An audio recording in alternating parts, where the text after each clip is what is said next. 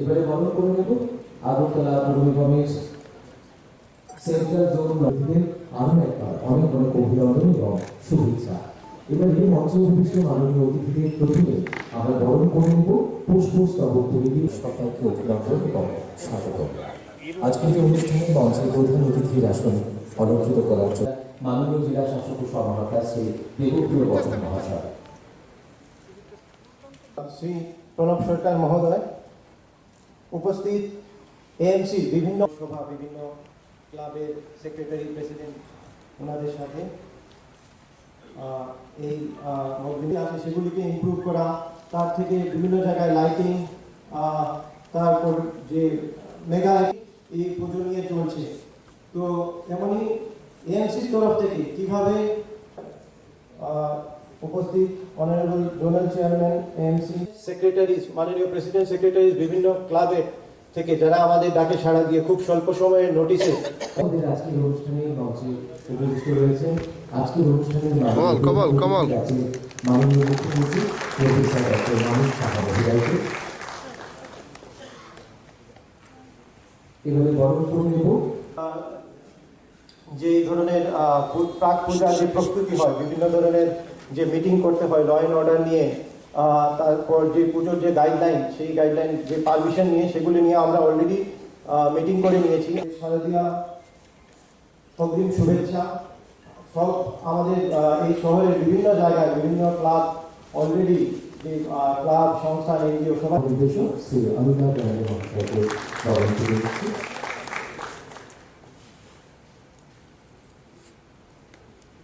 এবারে বরণ করে নেব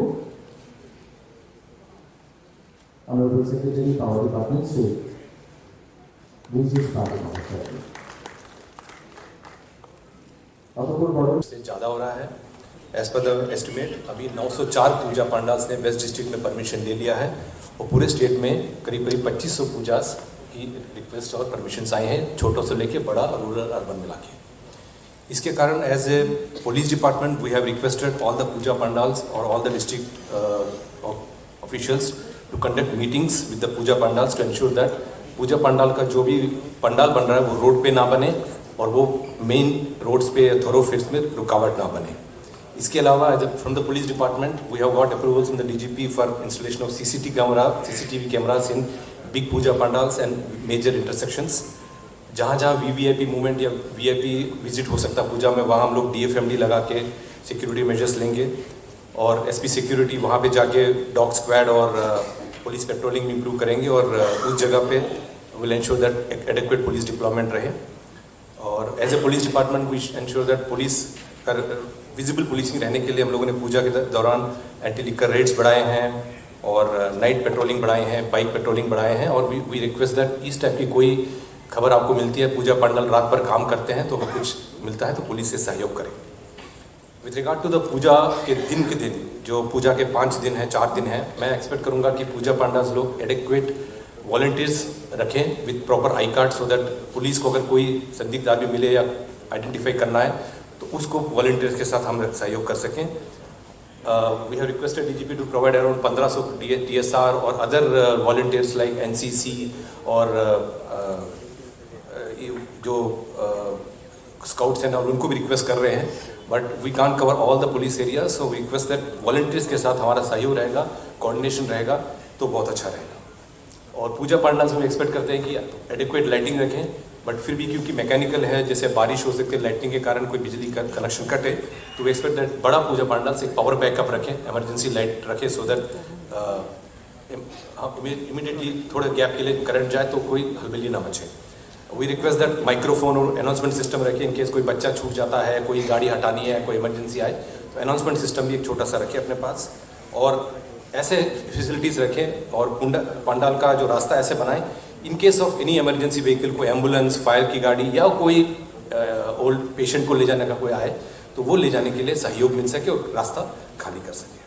और पूजा में ऐसे फैसिलिटीज़ बनाएं कि ओल्ड एज पीपल को, ताकि पंडाल में चढ़ने के लिए, पंडाल उतारने के लिए, और ओल्ड पीपल को जो पूजा करना चाहते हैं उन लोगों के लिए सहयोग के लिए भी रिक्वेस्ट करूँगा कि वो करें। With regard to the traffic management, like last year every year we give passes for, जहाँ पे हम लोग नो मतलब we close no entry zones करते हैं, शाम को 5 बजे से लेकर रात को 12 बजे तक नो एंट्री जोन्स करते हैं।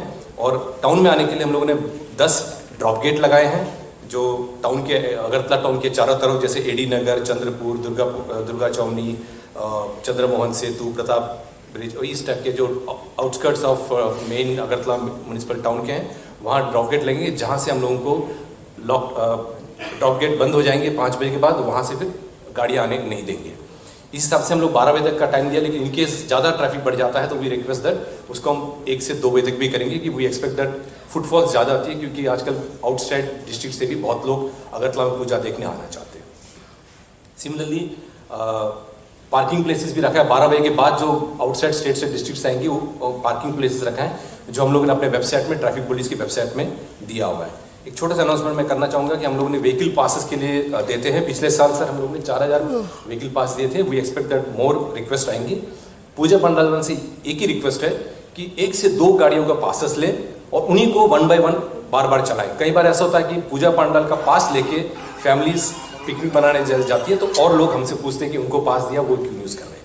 तो we are ready to give passes to vehicles जिनको ज़रूरत है। We understand that members require passes, but request करूंगा कि मिनिमम रिक्वायरमेंट 1 से 2 पासेस पर पूजा लेंगे तो बहुत अच्छा रहेगा, क्योंकि अगर 900 अगर पासेस पूजा पंडालों ने सबको 5 देंगे तो 5000 पासेस लग जाएंगे। पूजा का डेट से छोटा सा डेट्स है, हम लोग 15 तारीख तक सबमिशन ऑफ फॉर्म रखा है, कल है लास्ट डेट। स्क्रूटनी हम लोग 16 से 26 तक स्क्रूटनी करेंगे और 28 और से 30 तक 28 सितंबर से 30 सितंबर तक एसपी ट्रैफिक ऑफिस से पासेस इशू करेंगे। वो रिक्वेस्ट दैट काइंडली आके पासेस लीजिए, सो दैट और कितनी कम गाड़ी रहे उतना अच्छा है। लोगों को चाहे कि पैदल जाएं, पूजा पंडाल से पंडाल हॉपिंग करें, जितना टाउन बहुत छोटा है घूम कर के देखें, और बुजुर्ग लोग जो पैदल चल रहे हैं उनको सहयोग करें।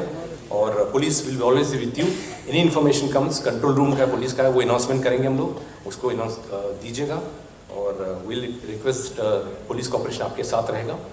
एंड आशा करता हूँ कि माँ दुर्गा का आशीर्वाद हम सब पे रहेगा। Thank you.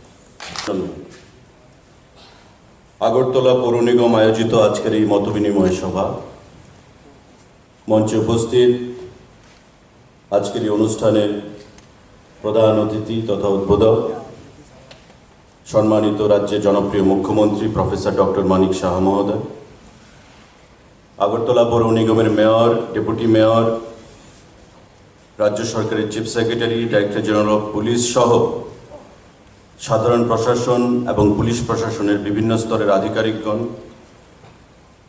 উপস্থিত ক্লাব ফোরামের সভাপতি, কর্পোরেটরগণ এবং যাদেরকে উদ্দেশ্য করে আজকের এই মতবিনিময় সভা আগরতলা শহরের বিভিন্ন প্রান্ত থেকে আগত বিভিন্ন ক্লাব এবং সংস্থার পক্ষ থেকে যারা প্রতিনিধিত্ব করছেন, সবাইকে আমার সরকারের তরফ থেকে এবং ব্যক্তিগত তরফ থেকে অনেক অভিনন্দন এবং নমস্কার জ্ঞাপন করতে চাইছি আজকের এই অনুষ্ঠানের মধ্য থেকে। দীর্ঘক্ষণ বক্তব্য রেখেছেন বিভিন্ন বক্তারা। মাননীয় মুখ্যমন্ত্রী বক্তব্য রাখবেন। 5টায় ক্যাবিনেট মিটিং ছিল, সেটাকে ডেফার করে 6টায় নিয়ে যাওয়া হয়েছে। তো স্বাভাবিকভাবে এখানে দীর্ঘ বক্তব্য রাখার কোনো অবকাশ নেই। যারা আমার পূর্ববর্তী বক্তারা বক্তব্য রেখেছেন, বিস্তারিত আলোচনা করেছেন এই পূজা, পৌর নিগম এবং রাজ্য সরকার কিভাবে আমরা উপস্থাপনা করতে চাইছি। আমি যারা এখানে উপস্থিত আছেন, বিভিন্ন ক্লাবের কর্মকর্তাগণ, তথ্য সংস্কৃতি দপ্তরের তরফ থেকে তার আগেও আমরা একটা মুক্তধারা হলে মিটিং রেখেছিলাম এবং কার্নিভাল নিয়ে যাতে মায়ের যে বিদায় সেটাকে আমরা স্মরণীয় করে রাখতে পারি, তার জন্য আমরা প্রাথমিকভাবে আলোচনা করেছি। আজকে এখানে পৌর নিগম থেকে ডাকা হয়েছে। আগামী 22 তারিখ আমরা ফাইনালি প্রশাসনের বিভিন্ন আধিকারিকদেরকে নিয়ে এবং ক্লাবের যারা কর্তৃপক্ষরা রয়েছেন তাদেরকে নিয়ে আবার আলোচনায় বসবো এবং একটা ফাইনাল সিদ্ধান্তে আমরা সেখানে যাব। তার আগে আজকে যারা এখানে আপনারা এসেছেন বা প্রাথমিকভাবে আমাদের যেটা আলোচনা হয়েছে, আমি পুজোর অন্যান্য আমাদের যে প্রিপারেশন সেটা নিয়ে আলোচনায় যাব না, কারণ পৌর নিগম মাননীয় মুখ্যমন্ত্রী আলোচনা করবেন, প্রশাসনের আধিকারিকরা করেছেন। আমি শুধু মায়ের বিদায় বা আমাদের যে কার্নিভালের যে চিন্তাধারা আমরা নিয়েছি সে বিষয়ে আপনাদের থেকে বিগত দিনে মতামত নেওয়া হয়েছে এবং আজকে মাননীয় মুখ্যমন্ত্রীকে সামনে রেখে আমাদের রাজ্যের অভিভাবক আমরা আবার আপনাদের মতামত নিতে চাইব। আমরা কার্নিভাল করব কি করব না সেটা আপনারা বলুন। সবাই বলুন, যারা করতে চান হাত তুলবেন। তবে একটা জিনিস পরিষ্কার, যে মায়ের বিদায় যে ক্যাপশন সেটা দিয়ে এবার আমরা সরকারের তরফ থেকে কার্নিভাল আমরা করব। 5 তারিখ হবে আমাদের দশমী। প্রাথমিকভাবে মিটিংয়ে অনেক বড় ক্লাব বা বিভিন্ন সংস্থার পক্ষ থেকে বলা হয়েছিল যে যেহেতু অনেক বড় বড় ক্লাবরা রয়েছে যারা বিগ বাজেটের পুজো করেন, তারা দশমী দিনই দশমী করতে চান না, বা সেটা একটা প্রথাগতভাবে চলে আসছে যে 2 দিন বাদে তারা দশমী করেন। এবং আগরতলা শহরের দশমী বিগত দিনে আমরা যেটা দেখেছি, বড় বিগ বাজেটের যারা পুজো করেন তারা 2-3 দিন বাদে করেন এবং যথেষ্ট সারা জাগানো দশমী তারা করেন।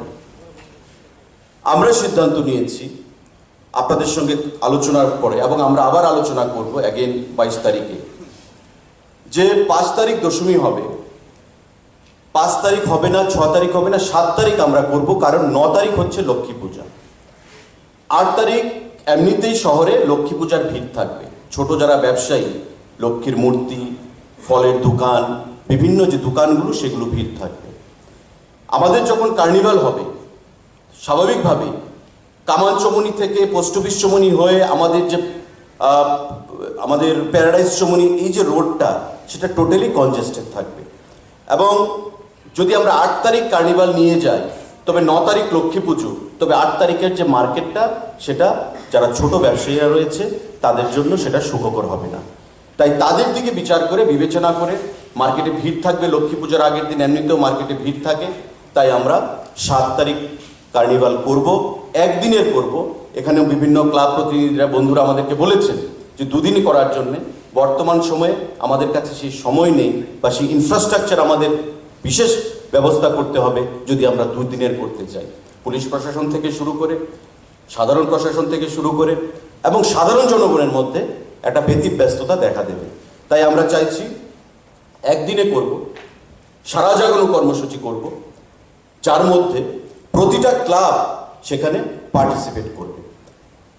দূর দূরান্তের যে ক্লাবগুলো যারা আগরতলা শহরে আসতে পারবে না, আর বিশেষ করে কার্নিভাল যে অনুষ্ঠানটা সেটা আমরা আগরতলা এবং তার আশেপাশের যে ক্লাবগুলো তাদেরকে নিয়ে আমরা করেছি প্রথমবার 19 সালে, এবারও আমরা করতে চাই, কারণ বিগত দিনে মাঝখানে 2 বছর করোনার জন্য আমরা করতে পারিনি।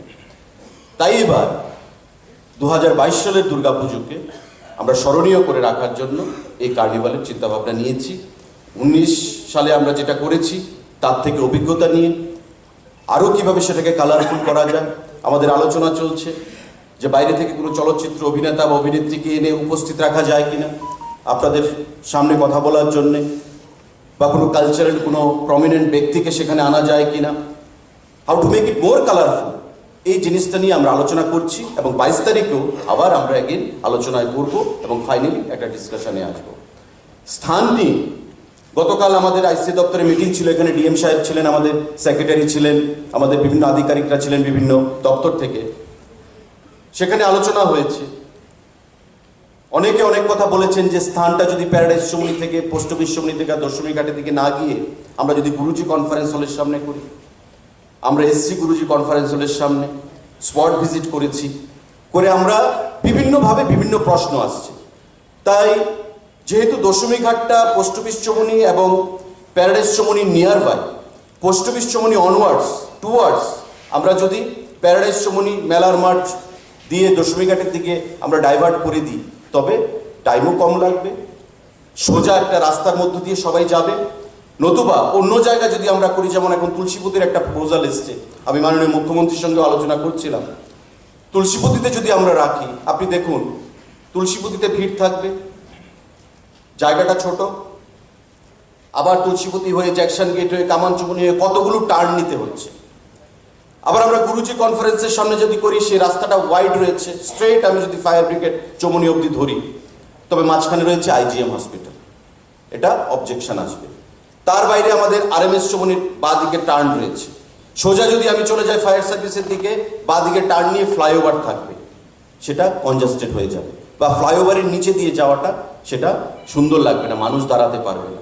তাই প্যারাডাইস চৌমনি টুয়ার্ডস আমাদের মেলার মাঠ, যে জায়গাটা আমরা প্রাথমিকভাবে সিদ্ধান্ত নিয়েছি, তারপর আমাদের স্পেস রয়েছে আলোচনা করার 22 তারিখে। আপনারা যারা ক্লাবের বন্ধুরা রয়েছেন, আমরা 22 তারিখে আলোচনা করব। কিন্তু আমার প্রত্যেকের কাছে আহ্বান থাকবে যে এটা আমাদের আহ্বান আপনাদের কাছে, এটা একটা ক্ল্যারিয়েন্ট কল আপনাদের প্রত্যেকের কাছে, যে each and every club, everyone should participate in the carnival program.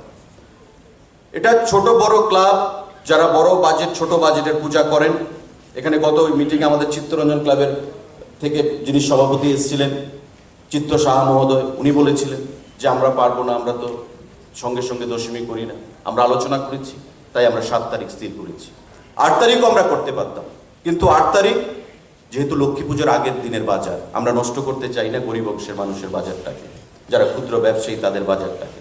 সুতরাং যত ভিড় থাকবে কার্নিভালে, মানুষ বাজারের থেকে বেশি কার্নিভালের দিকে মোটিভেটেড হবে, বাজারটা ফ্রাস্ট্রেটেড সেখানে নষ্ট হয়ে যাবে। তাই 7 তারিখ আমরা ডেটটা ঠিক করেছি। আপনারা প্রত্যেকে সেটাতে পার্টিসিপেট করবেন, সাফল্যমণ্ডিত করবেন আমাদের এই উদ্যোগকে, আমাদের এই প্রয়াসকে। তার বাইরে এই কার্নিভালকে সাকসেসফুল করার জন্য যদি কারোর কোনো সাবমিশন, সাজেশন যাই থাকুক, আগামী 22 তারিখে আমরা আবার মিটিং ডাকবো। আপনাদের প্রত্যেককে আমরা আহ্বান জানাবো, সেই মিটিংয়ে উপস্থিত থাকবেন আপনারা। আপনাদের সুচিন্তিত মতামত দিয়ে আমাদের এই কার্নিভাল কর্মসূচিকে আপনারা সাফল্যমণ্ডিত করবেন। এই কোটি কথা বলে আমি মাননীয় মেয়র সাহেব এখানে আছেন, ওনাকে ধন্যবাদ জানাবো যে আমাকে এই মিটিংয়ে আমন্ত্রণ জানানো হয়েছে উপস্থিত থাকার জন্য, এবং আমার যে চিন্তাভাবনা শেয়ার করার জন্য, এবং আপনাদের প্রত্যেককে আবারও ধন্যবাদ জানাবো। ক্লাব ফোরামের সদস্যদেরকে ধন্যবাদ জানিয়ে, প্রশাসনের প্রত্যেক আধিকারিক যারা রয়েছেন সবাইকে অনেক অনেক ধন্যবাদ জ্ঞাপন করে, আসন্ন শারদ উৎসবের অগ্রিম শুভেচ্ছা জ্ঞাপন করে আমি আমার কথা বলা শেষ করছি। সবাইকে নমস্কার জানাচ্ছি। জয় হিন্দ। অর্থনীতি ডিপার্টমেন্টের শ্রী সুশান্ত চৌধুরী মহোদয়, মেয়র সাহেব আছেন শ্রী দীপক মজুমদার, মুখ্য সচিব J K. Sinha, DGP Shri Amitabh Ranjan, club ফোরামের সভাপতি শ্রী প্রণব সরকার মহোদয়, ডেপুটি মেয়র মনিকা দাস দত্ত, ওয়েস্টের ডিএম সাহেব আছেন দেবপ্রিয় বর্ধন, কর্পোরেটররা আছেন রত্না দত্ত, প্রদীপ চন্দ্র, অভিজিৎ মল্লিক, সুকুমার সাহা, এবং পাওয়ার ডিপার্টমেন্টের সেক্রেটারি ব্রিজেশ পান্ডে, শ্রী জি.কে. রাও ডিআইজিপি, এবং ইনচার্জ আছেন উনি ক্রাইম ব্রাঞ্চের আইজি হিসাবে শঙ্কর দেবনাথ এসপি ওয়েস্ট, এবং অন্যান্য ত্রিপুরা সরকারের বিভিন্ন দপ্তরের আধিকারিকগণ, এবং যাদেরকে নিয়ে আজকের এই মত বিনিময় সভা, সমস্ত ক্লাবের সভাপতি, সেক্রেটারি এবং প্রতিনিধিবৃন্দ, সবাইকে এই আসন্ন দুর্গোৎসব উপলক্ষে শুভেচ্ছা এবং অভিনন্দন এবং ধন্যবাদ যে আপনারা এখানে দীর্ঘ সময় ধরে এখানে বসে আছেন এবং নিজেদের মত বিনিময়ে পার্টিসিপেট করেছেন। ত্রিপুরা রাজ্যের একটা বিরাট ঐতিহ্য আছে এই দুর্গাপূজাকে নিয়ে। আমরা সারা বছর অপেক্ষা করে থাকি কবে এই দুর্গাপুজোটা আসবে, এবং এই পুজো যখন শেষ হয় এর থেকে কিন্তু আমরা এনার্জি নিয়ে আগামী আরেক বছরের জন্য আবার আমরা অপেক্ষা করি যে আবার কবে দুর্গাপূজা আসবে।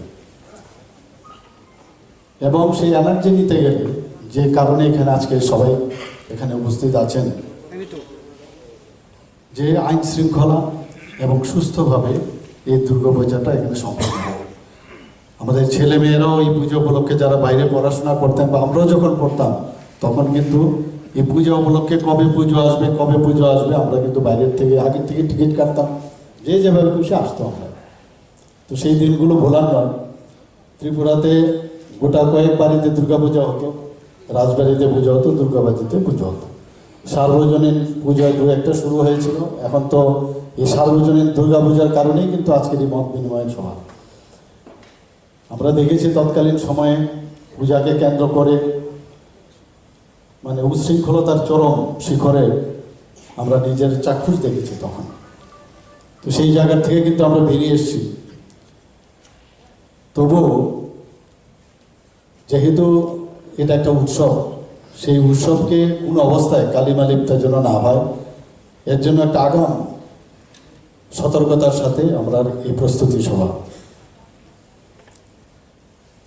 এখানে আমার পূর্ববর্তী বক্তারা সবাই সব বিষয়ে কথা বলছেন। আমি আমার নিজের অভিজ্ঞতা কয়েকটা শেয়ার করব। ক্লাবে যখন দুর্গাপূজা হয়, বড় বড় ক্লাবের কথা বলছি, 3 মাস 4 মাস আগের থেকে শুরু হয়ে যায় কিভাবে এই পুজোটা হবে। কম্পিটিশনের একটা মানসিক প্রস্তুতি থাকে। বাইরের থেকে কোন কারিগরকে আনবে, কোন ডেকোরেটরকে আনবে, সবচেয়ে ভালো যেটা তাকে নিয়ে আসবে, প্যান্ডেল যেন ভালো হয়, ইত্যাদি ইত্যাদি। তো সেইভাবে প্রস্তুতি চলে। ছোট ক্লাবগুলো কিন্তু তাদের সাধ্যমতো সেভাবে প্রস্তুতি করে। এখানে চাঁদার বিষয়ে কথা হয়েছে, প্রস্তুতি তো হয়ে যায়, কিন্তু যারা চাঁদার কারণে পুজোটা হয় তাদের সাথে কিন্তু একবারও কেউ বসে না যে আমি এত টাকার বাজেটের আমি পুজো করছি, কিন্তু ওই এলাকার কারোর সাথে কিন্তু কথা বলা হয় না। আমি নিজের অভিজ্ঞতাই বলছি। 25 লাখ টাকা, 30 লাখ টাকা, এখন শুনেছি 50 লাখ টাকারও হচ্ছে, আরও ঊর্ধ্বমুখী। তো কিন্তু যাদের দিকে তাকিয়ে, যাদের আর্থিক অনুদানের কারণে পুজোটা হবে, ধরে নেওয়া যায় টুক ইট গ্রান্টেড যে তারা তো দিতে বাধ্য বা দেবেই। এর জন্যই সমস্যাটা, এই চাঁদার যে সমস্যাটা হয়। তো আমি জানি না এটা কবে শেষ হবে। এখন পর্যন্ত এদের স্টপ তো আমি দেখছি না।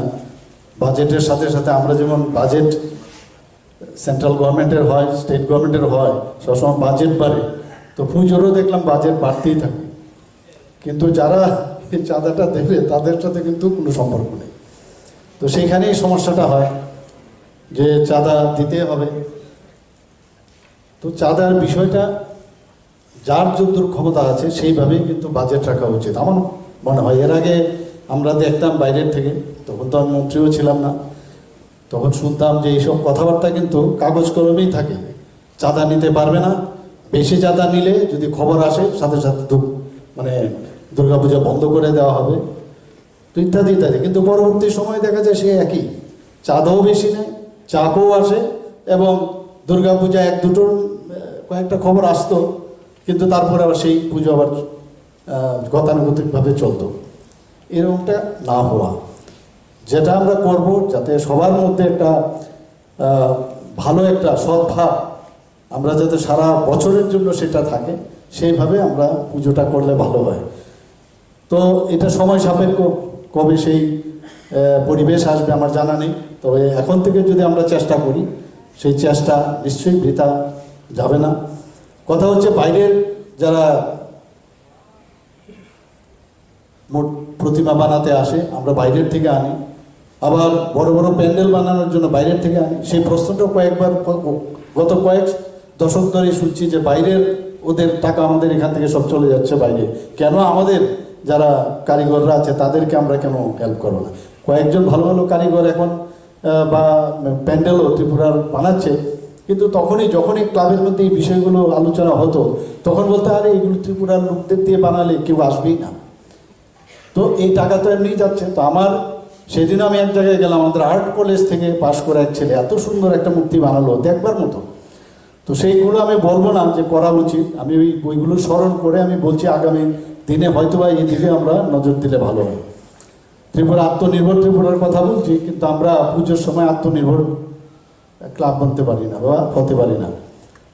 তো এই বিষয়টা আমার মনে হয় আমাদের দেখা উচিত যে কিভাবে ত্রিপুরার শিল্পীদের আমরা আরও বেশি যে পরিমাণ টাকা আমরা অন্যান্য বাইরের থেকে আনি তাদের জন্য খরচ করি, সেটা আমাদের যারা কারিগর আছে, যারা ডেকোরেটর আছে, তাদের জন্য যদি আমরা সেই টাকাটা তাহলে ত্রিপুরাতেই থেকে যাবে। এখানে বিদ্যুৎ নিয়ে অনেকে কথা বলেছেন, সব কিছু বলা হয়েছে কিভাবে রাখবেন মিউনিসিপ্যালিটির। আমি মণ্ডপ থেকে আরম্ভ করে এই দশমী ঘাট পর্যন্ত আমি নিজেও আমার মেয়র সাহেবকে নিয়ে আমরা ওখানে গেছি, কিভাবে বিসর্জন দেওয়া হবে যেন স্মুথ গোয়িং হয় সেই বিষয়টা আমি ওনাকে নিয়ে আমি দশমী ঘাটও আমরা গিয়েছিলাম। তো সেই বিষয়ে উনি বলেছেন ওনারা অনেক আগের থেকে এই বিষয়ে আরও বেশি সতর্কতা অবলম্বন করে মিটিংও করেছেন। আইসিএ ডিপার্টমেন্টের সেই কার্নিভালের কথা উনি বলেছেন যে এখানে কোন জায়গায় কার্নিভালটা করবে। তবে আমি একটা কথা বলবো, আমি বলছি না, ওনার সাথে আমি বলছিলাম, আমরা আগে ছোট যখন ছিলাম এখানে কার্নিভাল তখন থেকে হতো। এই বিকে রোডে, সমস্ত বিকে রোড বা এইদিকে সমস্ত রোডে সব গায়ে মূর্তি নিয়ে আসতো। আর তুলসীবতী স্কুলের পাশে যে বড় বিল্ডিংটা আছে, এখান থেকে সবাই যারা ডিগনিটারিসরা ছিল তারা উপরে বসতো, আর এই দিক থেকেই সব যেত। পরবর্তী সময় এটা বন্ধ হয়ে যায়, কারণ এই প্রসেশন কার্নিভেল নিয়েও অনেক মারপিট, অনেক খুন খারাপি হয়েছে তৎকালীন সময়। মূর্তি বিসর্জনও দিতে পারেনি ওই সময়, দেখা গেছে মূর্তি মাঝখান থেকে চলে অন্য জায়গায় গিয়ে ক্ষয়ের পরেও আমরা বিসর্জন দিয়েছি। এরকম একটা অস্থির পরিবেশ তৎকালীন সময়। তো এইগুলোতে আমাদের শিক্ষা দেয়, এই কারণে আমরা কিন্তু খুব বেশি সতর্ক।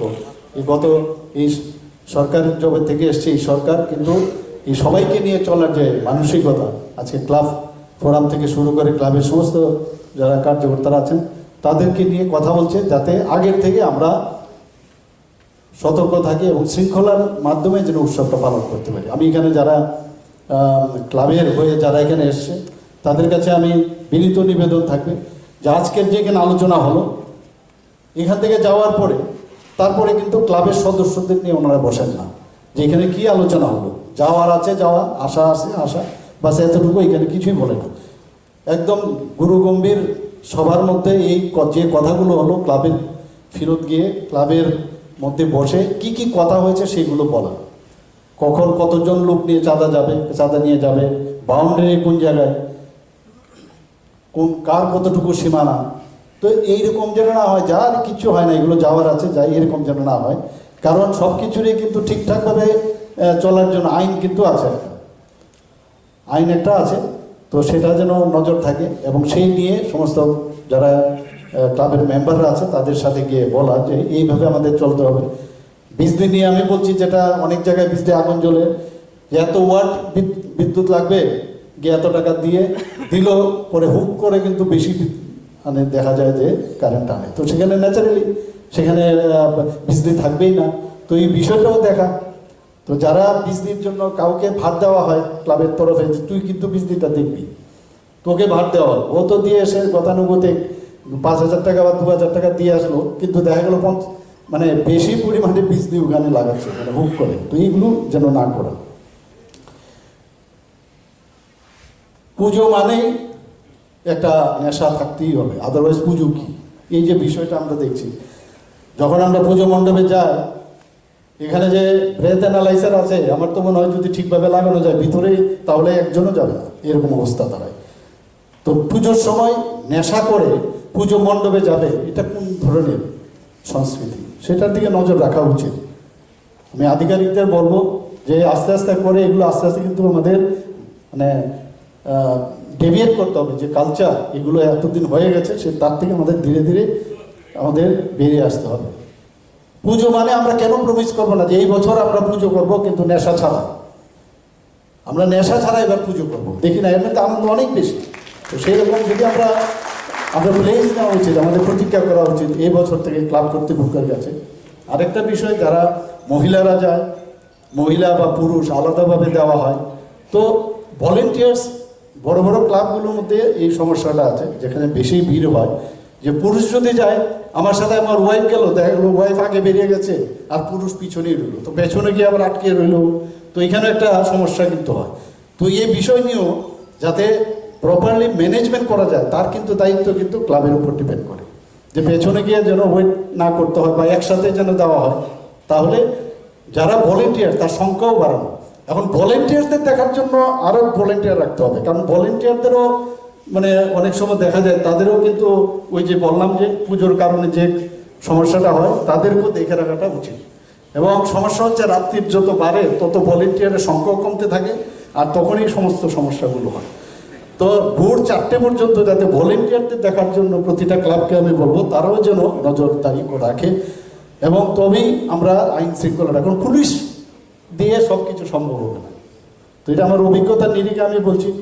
আরেকটা হচ্ছে যে পুজো তো আসে খুবই আনন্দের বিষয়, কিন্তু যখন পুজো চলে যায় একটা মানে বিষাদের একটা ছায়া কিন্তু আমাদের মধ্যে আসে। তো আনন্দও আছে আবার বিষাদও আছে, তো এটা বছরের পর বছর চলতে থাকে, কিন্তু এর মধ্যে আমাদের বাঁচতে হয়, এটাই আমাদের জীবন। এবং এই জীবনকে সাথে নিয়ে আমরা আগামী দিন আমরা পাথেয় করে আমরা চলব। আর সরকারকে সাহায্য আপনারা নিশ্চয়ই এখানে যারা ক্লাব কর্তৃপক্ষরা আছেন অবশ্যই করবেন। আবার বলছি যে সমস্ত কথাগুলো নিয়ে আপনারা গিয়ে মিটিং করবেন, তবেই কিন্তু আজকের এই যে মিটিং তার সার্থকতা আসবে। এখানে আমাদের প্রণববাবু আছেন, ক্লাব ফোরামের সভাপতি, তো ওনারও দায়িত্ব আরও বেশি সব ক্লাবকে নিয়ে এই বিষয়গুলো জানা, খালি এখানে আসা আর শোনা তা নয়, সমস্ত প্রতিটা ক্লাবের মেম্বার্সকে জানা। আর চাঁদা নিয়ে কোনো অবস্থায় আবার বলছি যে কোনো রকম জুলুম কিন্তু সহ্য করা হবে না। যার যতটুকু ক্ষমতা ততটুকুই দেবে। যদি দেখা যায় কেউ চাঁদা দিতে পারছে না, তো ওই সময়ে ওর থেকে চাঁদা না নেওয়া। কিন্তু এর অর্থই না যে পুজোটা যাক তারপরে তোকে দেখবো, তখন তো পুলিশও কিছু করতে পারবে না, সেটা যেন না হয়। মানে দিচ্ছে না দেয় না সেটা পরের বিষয়, তার সাথে পরে কথাবার্তার মাধ্যমে অনেক কিছু করা যায়। তো এই ধরনের ঘটনা আমার অভিজ্ঞতার থেকে আমি বলছি। আর একটা কম্পিটিশন ক্লাবে ক্লাবে, এটা যেন হেলদি কম্পিটিশন হয়, সেটা যেন কোনো অবস্থায় অন্যদিকে টান না নেয়। আর কার্নিভ্যাল যেটা করছে সেটা যেন সত্যিকারের অর্থেই বা এই কার্নিভ্যাল আমাদের ইয়াং মিনিস্টার সুশান্তবাবু নাম থেকে এটা মস্তিষ্ক প্রসূত। তো আমি বলবো যে এটা যেন মানে ইয়াদগার হয়ে থাকে ত্রিপুরার বুকে, এই আশা রেখে